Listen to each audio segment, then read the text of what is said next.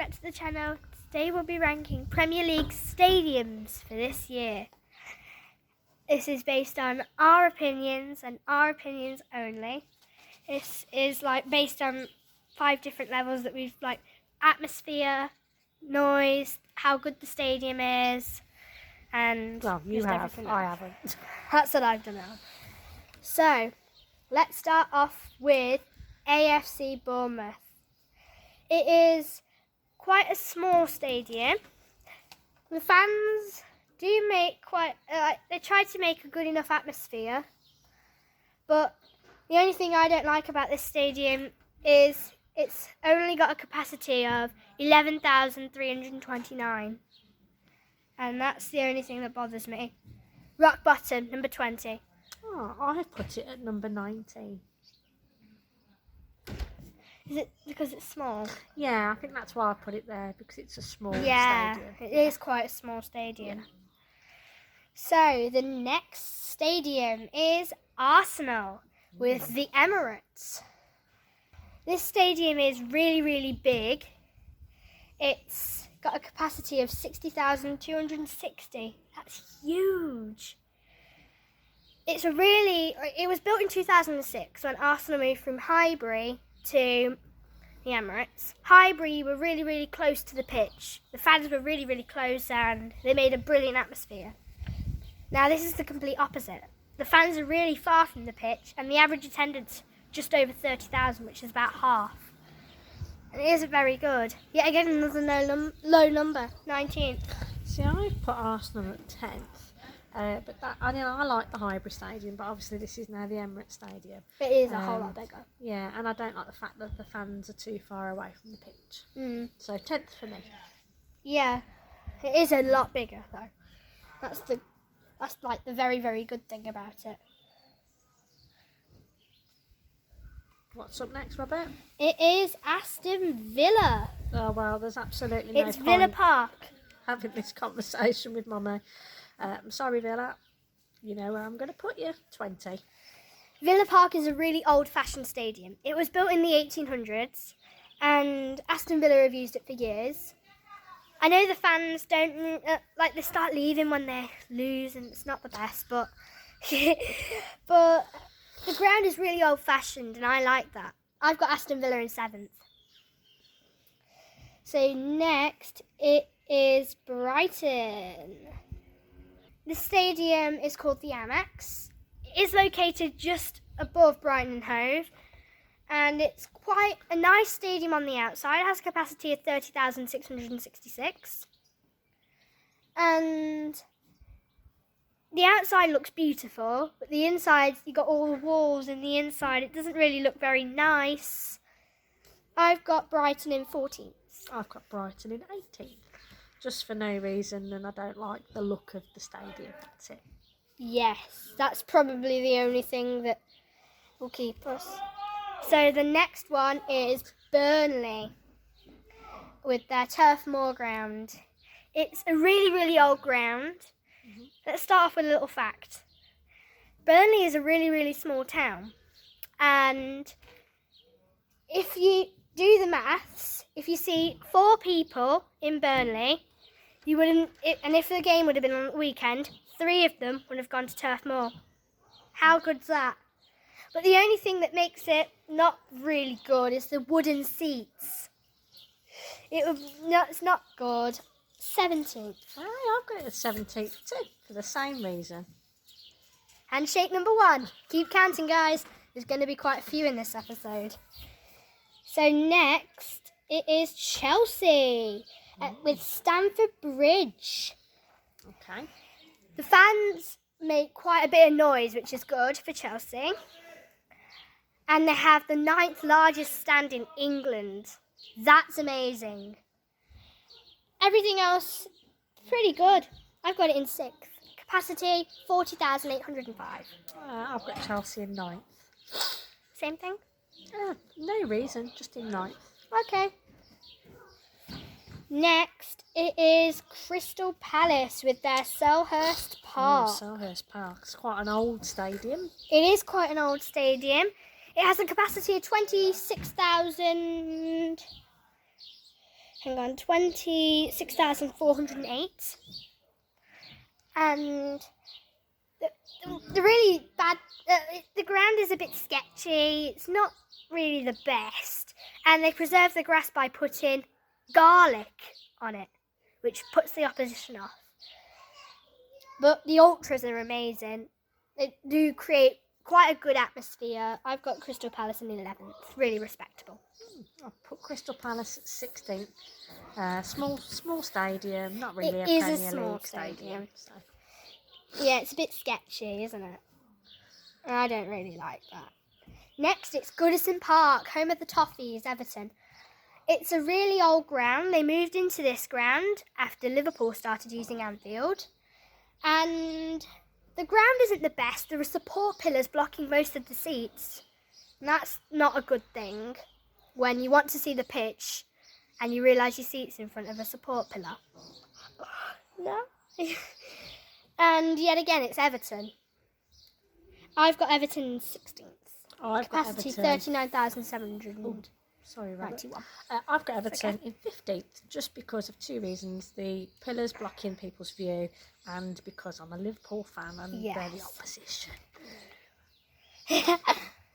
You did that again. You did that when you were talking about Aston Villa last time. Don't like them.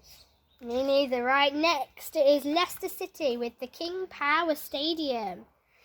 And this stadium is fairly modern. You know, Leicester are a really, really old club. Leicester were formed in 1884. It's one of the oldest clubs in the UK, only behind Manchester United and Sheffield United. I didn't know that. And Notts County, they're the three older clubs in Leicester. Filbert Street was a really nice stadium for Leicester. It was a smaller capacity, but it felt more like a Leicester stadium, really. And then Leicester moved into this stadium not long ago, really. And it's about the same size. But the screens in the stadium are huge. And it's really, really modern. It's not Leicester style. It's not the best, but I've got it in 12th. I've got Leicester in 5th. I like Leicester. The capacity is 32,500. Okay. Next, after Leicester, it is Liverpool. I am a Red, and I'm wearing the home shirt today. Yay! Right, okay. Anfield is a lovely ground. It makes so much noise on the day that, like, people go, and it sends shivers down people's spines. Like, it sent shivers down my spines when they were singing "You'll Never Walk Alone" one of the days. It's just a good ground, and the Kop is amazing. Liverpool fans are lovely. The new main stand's nice. Yeah, the new main stand with 20,500, 6th largest in the UK. It has to go to number 1. As a Liverpool fan, it was only going to be at number 1 for me too. Yeah, right. Keep counting. This is number 2. Right, capacity 54,074. Next, it is Manchester City with the Etihad. The Etihad is fairly modern. It was built for the Commonwealth Games in 2002. Manchester City moved into the ground. I remember Manchester City with Main Road. Like, Main Road was Manchester City's ground. It felt more like a Coronation Street ground, which was Manchester's Coronation Street. And ever since that, the club's been transformed into a brand new club, and it's not really, really good. And yet again, the seats are quite far from the pitch at some bits. And they get an average attendance of just over 30,000, which yet again is about half. Which means there are about 20,000 empty seats. Oh my God, right. I've got Manchester City in 8th. I've got Manchester City in 12th for more or less the same reasons as Robert. Capacity 55,017. Right, next it is Manchester United with Old Trafford. The Manchester United fans are a little bit arrogant, I think so, but Old Trafford makes the Manchester United fan. It's pretty much like Manchester United fans deserve. Capacity 74,997. Second biggest ground in the UK. That's correct. And it's really, really big, and it shows Manchester United are one of the biggest clubs in the world, which is what they are. I've got Manchester United in 2nd, although I am a Red. See, technically it should be in 20th because Liverpool and Manchester United don't like Yeah, one but another. I've got it in 8th, and I can say that I've seen quite a few games at the Theatre of Dreams, as its nickname is. yeah, and but it's not a Theatre of Dreams. It's quite a good stadium, so 8th for me. Okay. So next it is Newcastle United, I like this St stadium. James's Park. Yeah. 52,000 Geordies come and see their club play. Whether they're supporting them in thick or thin, they are really, really passionate about their club. And the Gallagher End is something special. It's really, really, really nice.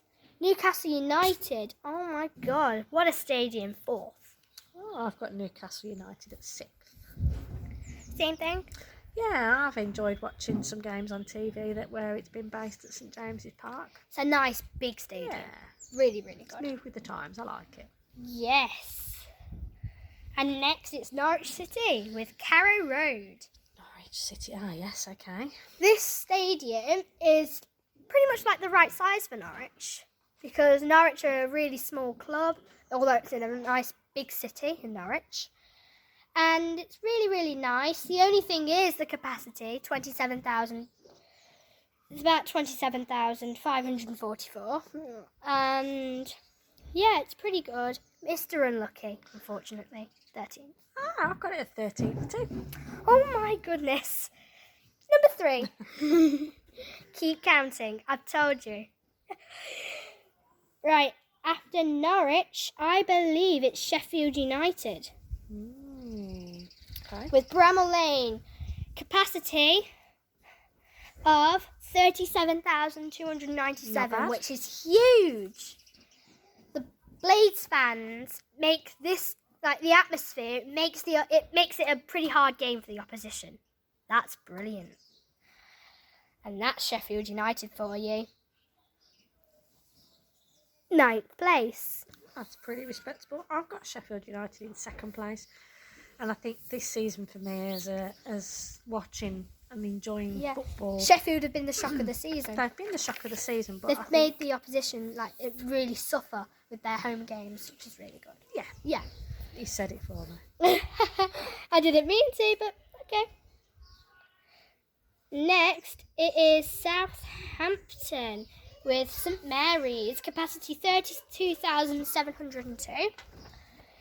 It's about the right size for Southampton, really, but they haven't really sold out too much this season. It's not really... Oh yeah, and they suffered the 9-0 loss to Leicester at that ground.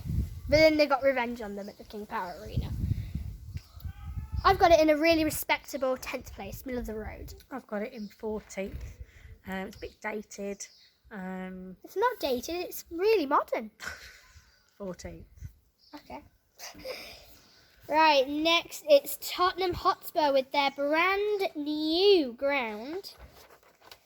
I think that Tottenham have taken all the mistakes from the Emirates of Arsenal and they've chucked them in the bin. Then they've taken all the positives and they've applied them. And they've done it really, really well. I've got Tottenham in 3rd. Capacity 62,062.